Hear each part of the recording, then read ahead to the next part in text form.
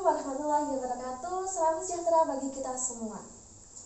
Welcome back to Obsesi, obrolan seputar kesehatan masa kini bersama saya Tania Rahma Putri. Nah, senang sekali pada kesempatan luar biasa ini kita kedatangan narasumber yang hebat. Beliau adalah tenaga medis di Puskesmas Taman. Nah, selamat siang Mbak Aisyah. Halo, selamat siang. Nah, kalau boleh tahu keseharian Mbak Aisyah di Puskesmas itu ngapain aja sih Mbak? Iya, perkenalkan saya Aisyah, umur saya 29 tahun, beralamat di Sidosermo PDK 5 nomor 28 di Surabaya. Jadi di sini saya akan bertugas sebagai tenaga gizi di Puskesmas Taman Sidoarjo. Jadi keseharian saya sehari-hari adalah menangani pasien seputar makanan dan gizinya. Nah, pada episode kali ini kita akan membahas tentang stunting. Nah, stunting ini merupakan kondisi gagal tumbuh fisik ataupun otak pada anak akibat kekurangan gizi terlalu lama. Berbicara tentang stunting, masih ingat sekali di benak kita, di tahun 2023 masih ada 17% angka stunting ya, menurut status gizi Indonesia. Nah, ada pertanyaan yang akan saya sampaikan untuk Mbak Aisyah. Yang pertama, mayoritas anak yang terkena stunting mulai dari umur berapa sih Mbak? Stunting ini adalah sebenarnya lebih ke gagal tumbuh itu tadi ya. Jadi kebanyakan rata-rata adalah usia 2 tahun ke atas. Kenapa? Dia udah pilih-pilih makanan, dia juga nggak mau makanan dan suka jajan. Tapi rata-rata untuk usia 2 tahun ke atas. Lalu ketika anak terkena stunting, apa dampak yang ditimbulkan oleh anak itu tadi? Dampaknya yang pertama adalah kecerdasan otak sih. Jadi yang pertama, jadi biar kita stunting ini cepat teratasi, dianya harus makan makanan yang tinggi protein hewani. Contoh seperti ayam, ikan, telur dan lain-lain.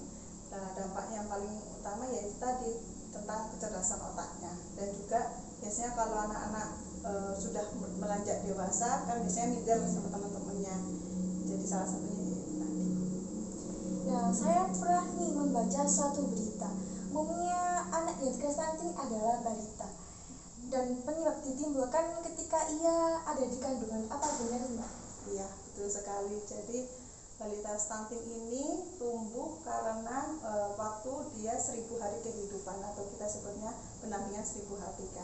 Jadi dia mulai hamil, dia mulai menyusui sampai dia usia 2 tahun, itu bisa jadi karena pola asuh atau orang tuanya yang salah. Untuk yang selanjutnya, contoh kebutuhan makanan yang lengkap dengan kandungan gizi saat diperlukan ibu hamil agar anak tersebut tidak terkena stunting. Jadi ibu hamil yang pertama nggak boleh terjadi anemia. Terus yang kedua harus konsumsi tablet tambah darah. Terus yang ketiga adalah protein hewaninya juga harus cukup. Habis itu nggak boleh stres juga ibu hamilnya. Dan yang kelima, nanti kalau misalnya dia udah lahir anaknya, yang pertama harus ASI eksklusif, makanannya harus sesuai sama makanan bayi dan balita, dan juga harus rajin ke posyandu. Bisakah anak yang kena stunting untuk sembuh normal? Bisa. Jadi salah satu pencegahan atau biar balita itu udah terlanjur stunting mau jadi sembuh, yang pertama adalah konsumsi lauk hewani minimal 2. Jadi misal dalam 1 piring nasi atau 1 piring makanannya itu tadi harus memenuhi 2 protein hewani. Kayak gitu. Kira-kira hal apa sih Mbak agar kita para remaja ini bisa mencegah untuk selanjutnya tidak terkena stunting, mungkin ke keturunan kita atau ke mungkin kandungan kita nanti besoknya itu agar tidak terkena stunting ya. Jadi pencegahan yang pertama adalah dari remaja seperti ini. Jadi harus konsumsi tablet tambah darah, habis itu makanannya harus gizi seimbang. Nanti kalau misalnya catin juga harus periksa catin. Nanti kalau sudah hamil juga ada pemeriksaan catin. Jadi kita harus mencegah dari awal. Nah, wah sobat, luar biasa ya informasi dan ilmu yang telah diberikan oleh Mbak Aisyah. Nah, terima kasih atas kesempatannya Mbak Aisyah untuk episode kali ini. Dan teman-teman jangan lupa yuk lakukan hal yang perlu dicegah dan hal yang perlu dilakukan untuk menghindari stunting. Dan saya Tania Rahma Putri pamit undur diri, sampai jumpa. Terima kasih.